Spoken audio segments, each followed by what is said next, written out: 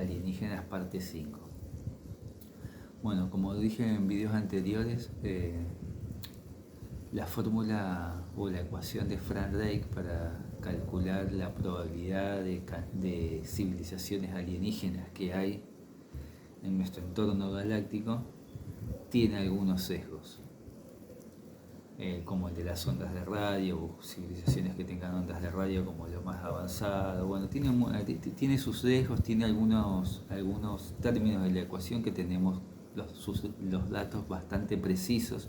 Hoy los podemos calcular con muchísimo más precisión que en 1961, cuando se formuló por primera vez la ecuación, y otros que son muy especulativos, y unos que son muy sesgados a la forma de vida como la conocemos en la Tierra. Uno de esos es el que habla de la zona habitable, que solo la ecuación considera los planetas que estén en la zona habitable. Bueno, ¿por qué digo que es un sesgo? Porque voy a volver a contar lo que sabemos de cómo se desarrolló la vida en la Tierra. Parece que la Tierra, como dije antes también, ni bien se conformó la Tierra hace 4.000 millones de años, al poco tiempo, casi en el instante en términos geológicos, se formó la vida unicelular. Por instante me refiero más o menos 100 millones de años, o sea, es un instante un poco grande en escala humana, ¿no? Pero en escala geológica no, parece que la Tierra se formó hace 4.000 millones de años, se terminó de formar en torno al Sol y prácticamente a los 3.900 millones de años ya parece que hay indicios de que había vida unicelular. Estas condiciones para la vida inicial se han intentado reproducir en laboratorio en los años 50, en lo que se conocen como los experimentos de Miller, que era reproducir las condiciones atmosféricas de la Tierra primitiva y reproducir relámpagos como en una cubeta, a ver si se formaba vida. Nunca vimos que se forme vida, pero sí se formaban algunos elementos esenciales para el desarrollo de la vida: bases nitrogenadas del ADN, azúcares, creo que algunos aminoácidos, no recuerdo bien, y se ha hecho el experimento de Miller con distintas composiciones atmosféricas, porque no está del todo claro cuál era la composición atmosférica terrestre antigua, ¿no? Nunca vimos vida, ¿no?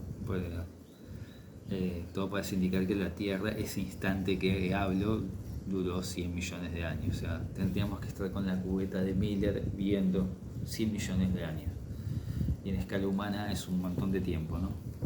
Y ya me fui al carajo, no quería hablar de eso.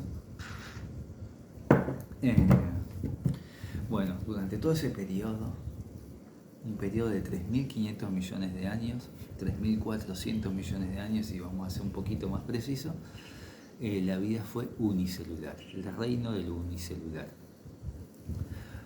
Hace 500 millones de años ocurrió una era glacial extrema que congeló toda la superficie de la Tierra y generando una capa de varios kilómetros de espesor de hielo. Y debajo de esa capa de hielo había un océano de agua líquida no generado por la radiación del Sol.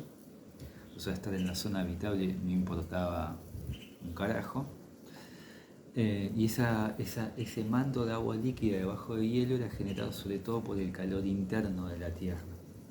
Ahí la hipótesis que se maneja es que las bacterias, los organismos unicelulares, tuvieron que ser más eficientes a la hora de los recursos energéticos y naturales para la supervivencia, y no les quedó de otra que organizarse entre sí, y así se generaron los primeros organismos multicelulares, esponjas principalmente.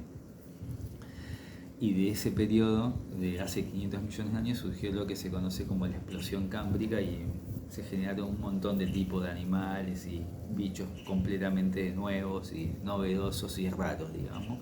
Y así surgieron los lagartos, los mamíferos, los insectos, las plantas, todos los hongos, todo el universo multicelular, digamos. Ahí importaba muy poco si estábamos en la zona habitable, digamos, porque la luz del sol no llegaba donde estaban los organismos unicelulares compitiendo por su supervivencia en esas condiciones tan extremas. Pero parece que en esas condiciones extremas los organismos multicelulares también se desarrollaron en un instante, así como en las otras condiciones en un instante de millones de años, ¿no?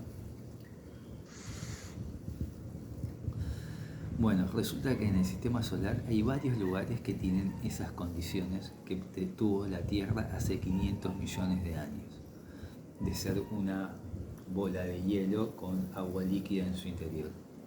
Voy a nombrar algunos. Europa, una luna de Saturno, no, de Júpiter, perdón. Es la luna más grande del sistema solar, de hecho. Tiene una capa de 30 kilómetros de hielo, y debajo de esa capa de 30 kilómetros de hielo hay un océano inmenso de agua.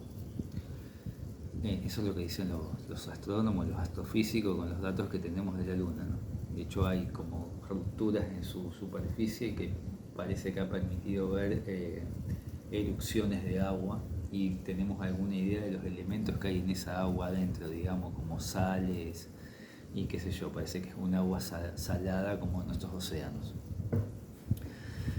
Es un océano incluso más grande, a pesar que es una luna mucho más chica que la Tierra, mucho más grande que nuestra luna, es la luna más grande del sistema solar. Hay más agua que en toda la Tierra. Se calcula que es un océano 3 veces más grande. Y ha estado ahí durante miles de millones de años. Y además tienen una ventaja.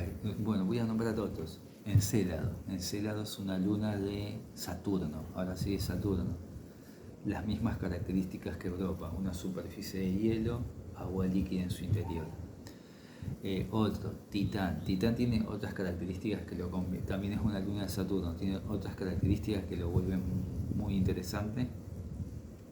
Es la única luna que tiene una atmósfera de nitrógeno como la Tierra, con 3 veces más presión atmosférica que la Tierra, aunque es una luna, y tiene nubes de metano, océanos de metano en su superficie. Hay algunos que especulan con el desarrollo de vida extraña, no basada en agua, sino en metano.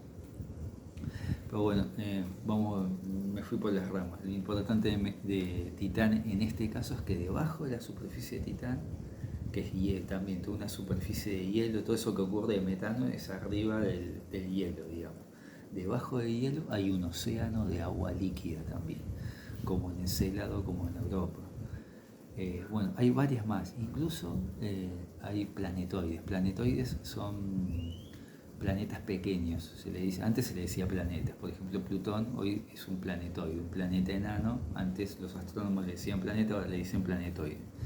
Bueno, en Ceres, que es un planetoide que se encuentra entre Júpiter y Marte en el cinturón de asteroides, también parece que existen esas características de una superficie helada y en el interior océanos de agua líquida. En Plutón parece que también es una superficie helada y adentro también se especula con la existencia de grandes masas de agua líquida, o sea que hay un clima templado, condiciones ideales para la vida en el interior.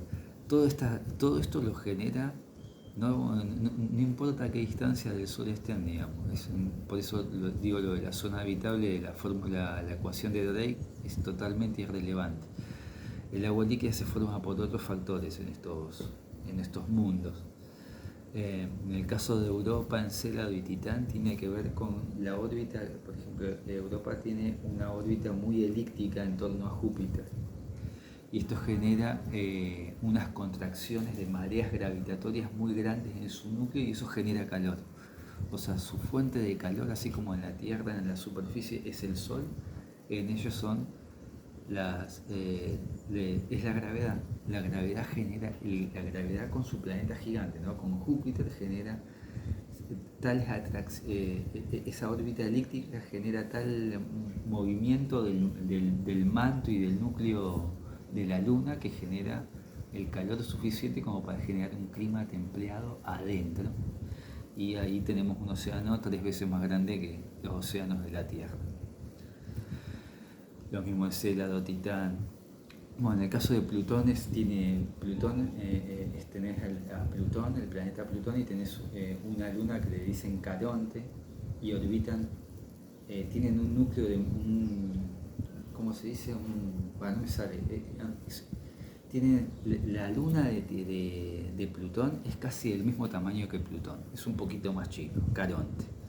Y esa órbita tan que Caronte ni siquiera gira alrededor de Plutón, giran en torno a un eje central, es como que estuviesen bailando, se dice. Bueno, eso también produce efectos de marea gravitacional que generan calor en el núcleo de, de Plutón como para que el agua esté líquida bajo su superficie. O sea, tenemos muchos más lugares fuera de la zona habitable con condiciones que parecen ideales para la vida que dentro de la zona habitable. Vamos a poner un ejemplo.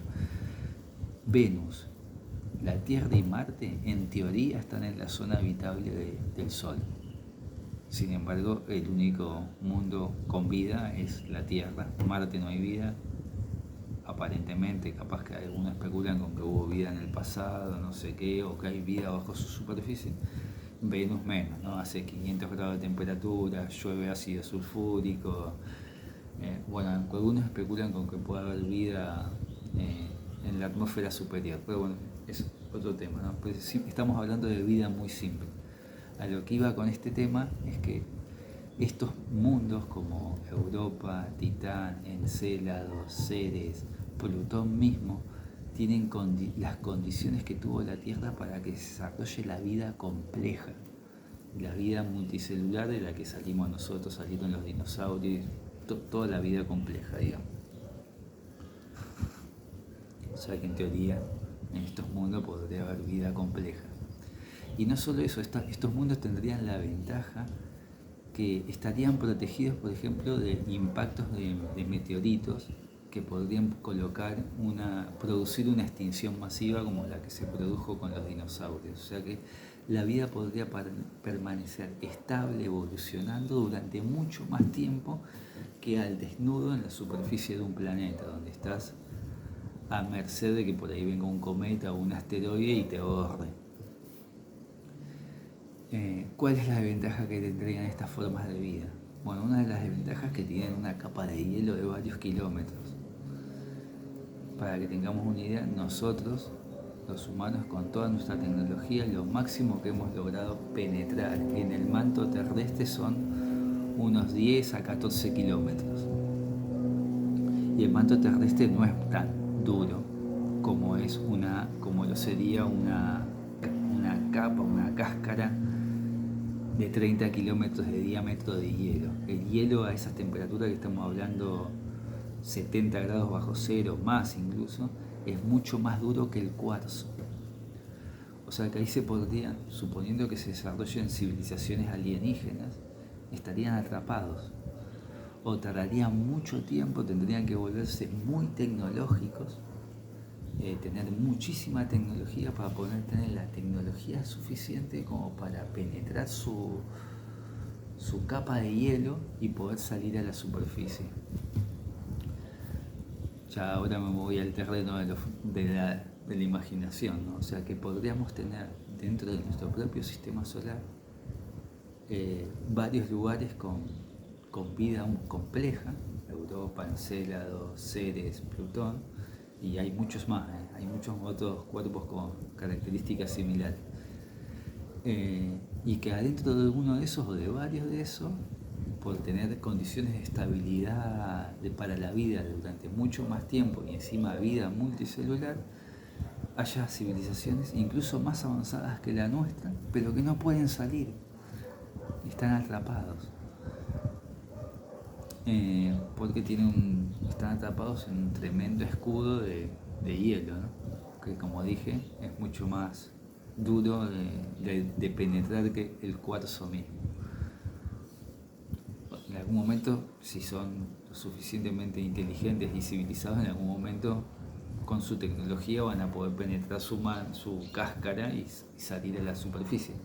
Pero cuando eso pase, sí o sí van a ser mucho más avanzados que nosotros. O sea, y estarían descubriendo el universo de golpe, así. O sea, hay cosas que una civilización así encerrada tendría sus limitaciones, ¿no? O sea, por ahí podrían tener alguna idea del sistema solar y qué sé yo, pero en una visión en ondas de radio, bueno, esa misma vida no evolucionaría teniendo ojos, ¿no? Porque evolucionaría en condiciones de oscuridad, digamos. En todo caso, por ahí desarrollarían instintos parecidos a la vista en base al infrarrojo. Bueno, qué delirio. Esto se hizo larguísimo.